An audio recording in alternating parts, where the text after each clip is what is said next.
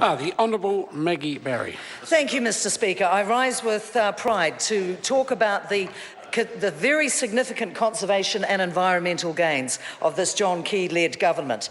I draw members' particular attention to Environment Aotearoa, the 215 report.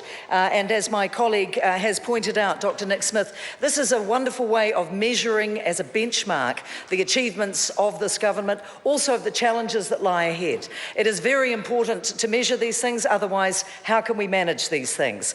In common with many countries, New Zealand faces a biodiversity problem. Our species, our taonga, are under threat.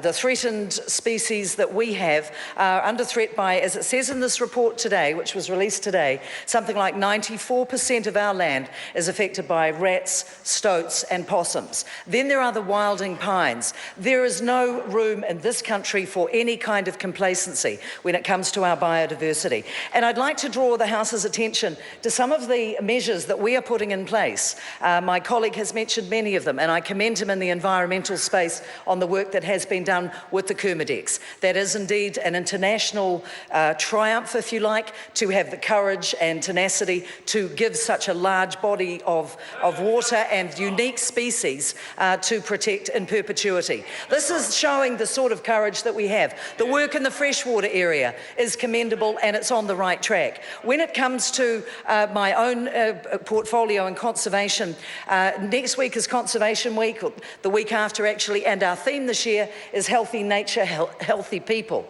because we feel as a government that it is important to take a whole of government, a cross-government approach. So I have been in conversation with the Minister of Health about how we can look at various measures to ensure that New Zealanders help themselves with obesity and other health-related issues, and at the same time be closer in touch with nature through our parks and our green spaces, which are world-renowned. Recent New Zealand Transport Agency modelling shows that walking and cycling, for just two examples, result in dollars returned to the health system. That's $2.70 per kilometre walked and about $1.30 for every kilometre cycled. So in the same way that we are using statistical and scientific evidence to back up the policies we put in place and the measures that we put in place as well, we are also using cost-based efficiency measurements, because that's how we do things. Battle for Our Birds last year was an extremely successful operation.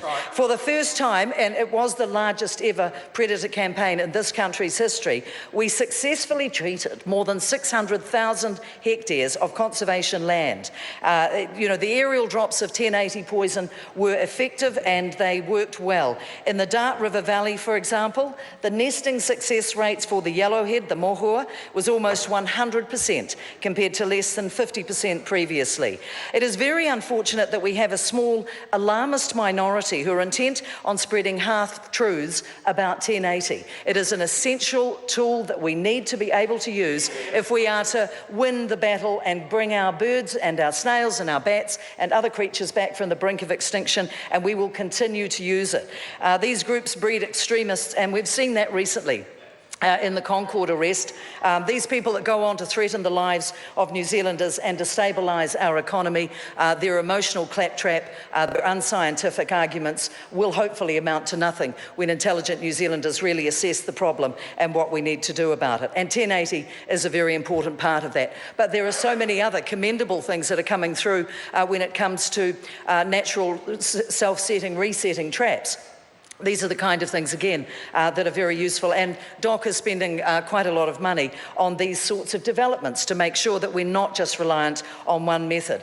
We spend more than $150 million a year on natural heritage management, and over the past 5 years, our strategic direction as a department has focused on also partnering with others and philanthropists to do with the Next Foundation, Project Janzoon, Predator Free New Zealand, where we want to be predator-free by 2050. These are commendable aims, and we are well on track. We have a threatened species ambassador that works within the Department of Conservation, again drawing public attention, winning hearts and minds in the same way that we're trying to do with the war on weeds and the dirty dozen weeds. Engage the people of New Zealand in the fight that needs to be had, because united we stand against these foes, and we will protect our ecosystem if we all act together, led by this John Key-led government. Thank you. Good speech. Well done. The right